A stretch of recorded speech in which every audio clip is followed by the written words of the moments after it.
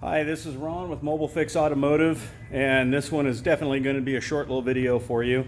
What I've got right now is I've got a 2003 Ford F-150 with a 4.6, it's a 5.4. It's got a P0316, I believe it is, misfire at startup. It's either 314 or 316. I already got the scanner disconnected. And then a P0304, which is a cylinder 4 misfire. And this is going to be a video that's going to be tagged on to the end of the intake manifold leaking video with the misfire that I did a little while back. This one is in fact a head gasket. But what's going on with this vehicle here is when he starts it up in the morning, he gets a misfire for about 1.5 to 2 minutes. Occasionally he's getting white smoke out the tailpipe. And that's usually an indication that you have coolant or water in the cylinder. And so he has this misfire, and he brought this into me about a week ago. I believe it was about a week and a half ago, and I did a basic diagnostic on it, and I came to the conclusion without pulling the spark plug that it was probably a head gasket or a crack in the head. And so let me show you what I've done, and then for those of you that are trying to troubleshoot your misfires, you'll kind of have an idea what to look for. So the first thing that I'm doing is I have a pressure test kit hooked up with an adapter, and I'm pushing 15 psi into the cooling system. And what this is doing is it's pressurizing the cooling system. Now, when especially the older people think of a head gasket blowing, they usually think of coolant in the oil. There's a couple of different ways that a head gasket will blow commonly now. You'll get the coolant in the oil, water in the oil, which makes that milky, muddy stuff, kind of banana pudding is what I always call it.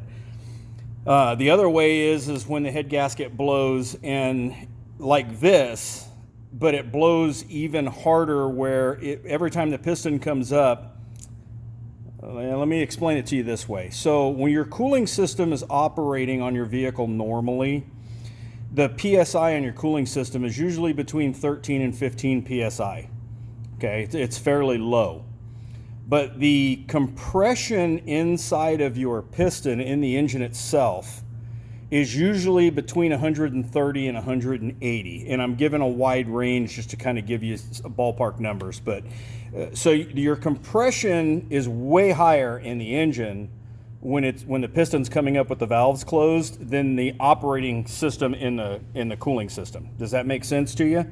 Okay, well, with that being said, if you have a blown head gasket that doesn't blow into the oil pan, it actually transfers into the cooling system, then when the piston comes up, the air is going to take the path of least resistance, and since the valves are closed while it's building compression, it will literally push air into the cooling system. And typically that's what you'll see on a car when the overflow bottle, every time you start the car and let it run for a few minutes, just continually builds pressure and spews coolant. This vehicle's not doing that. What this vehicle was doing was very specific. It's just like the last green truck that I had in here that I was talking about, the number 1 cylinder intake manifold gasket possibly having a leak and crossing into the intake. That truck also ended up being a head gasket. So what's happening with this one is the head gasket is either blown slightly, the head bolts are probably either stretched and allowing the gasket to bypass very mildly, or there's a small crack in the head, but it's not enough to allow compression to really get into the system.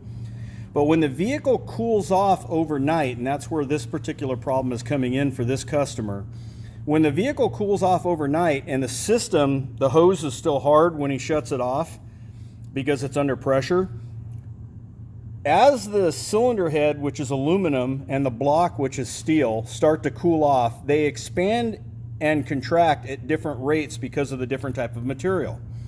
Okay, and with that being said, what's happening with this, and I'm going to let you look on my scan tool or my camera, If you look at the bottom of this picture right here, what looks like lips and a happy face is actually a puddle of coolant.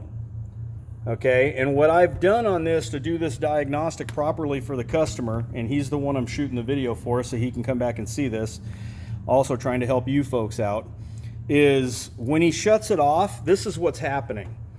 As he cools down, pressure from the cooling system, which I'm doing right now manually, so the engine doesn't have to be running to build pressure, it's spraying really light. You can almost see it in the picture. There's like it almost looks like rain coming down. It's just mist. That's what's leaking out of the head gasket area or the cylinder head. And what it does is it pools on top of the piston. And then when he starts the truck cold, there's so much coolant in here that the spark plug can't fire. The engine computer detects a misfire on the startup, sets the check engine light, and after all this coolant burns off, the cylinder goes back to normal and it runs fine, and the rest of the day he doesn't have a problem. The telltale signs on this is that he has no external coolant leaks on the engine, but yet he's putting coolant in the bottle every couple of weeks, just a little bit, about a quart, but it is definitely disappearing. And so if you have a problem like this where you have a misfire at startup, I've seen about half a dozen of these in the last year that are doing this. So my recommendation is if you have a misfire on startup only and it's not misfiring when it's running, you really need to do a test and check. And this test needs to be done while the vehicle sits under pressure till it cools off, because 98% of these that I've located, I've not been able to get it to leak coolant while the engine's hot. It's only done it when it's cooling down. So hopefully this will help some of you out on the Ford Triton. Misfires, it's just one more thing to look for. My name is Ron. I'm with Mobile Fix Automotive, and if you would be so kind as to like my page, I'll continue to shoot these videos. And good luck to you. Hopefully this is not the problem that you have, because pulling the heads off of these engines is quite a chore. So this one, we're pulling the heads and we're going to get them fixed up for them. And I want to appreciate the customer for bringing it in. This was somebody that found me on a YouTube video and felt that I was going to be the one to find a leak or find the problem that nobody else was able to locate. And here we are. So good luck to you. We'll see you on the next video. Thanks for watching.